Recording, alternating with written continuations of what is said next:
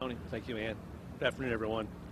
First and foremost, I just want to reiterate what Tony just said. I want to give special thanks to the investigative and prosecutive team represented back here.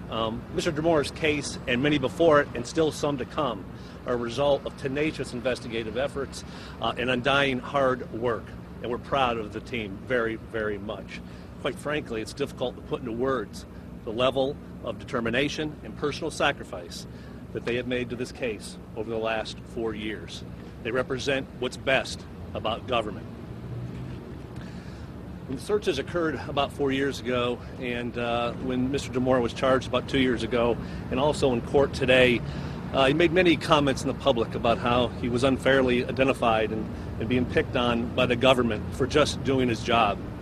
Well, we're very pleased today that a jury back in March and now a judge have decided that this was not the case, and have indeed, as Tony and Ann said, sent a very strong message not just to Mr. DeMora, but to any others that would be tempted to act in such a corrupt manner. The investigation and prosecution have educated the citizens of Cuyahoga County about pervasive corruption by many in their government. And although this has been an unfortunate chapter in our history, there's lots of reasons to be positive and optimistic going forward. And as Tony and Ann indicated, the investigation has resulted in many positive changes in the way that Cuyahoga County does business. But sustaining change and keeping this momentum will be up to our leaders and, quite frankly, all of us standing here today. As many of you know, one of the positive changes is now that Cuyahoga County employees have an avenue to report complaints and concerns.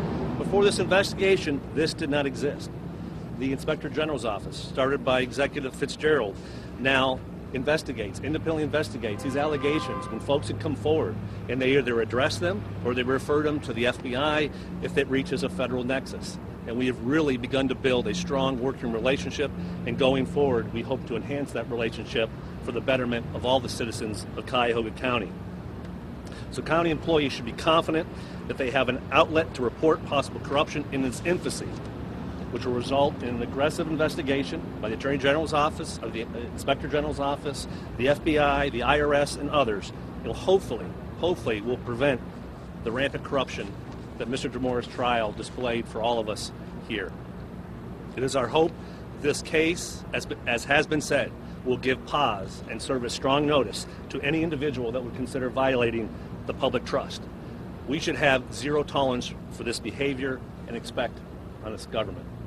And lastly, I just want to say, although we now know that Mr. DeMora will be going behind bars for a considerable period of time, this is no time to sit back or in any way lessen our efforts to root out corruption throughout Northeast Ohio, wherever it may be.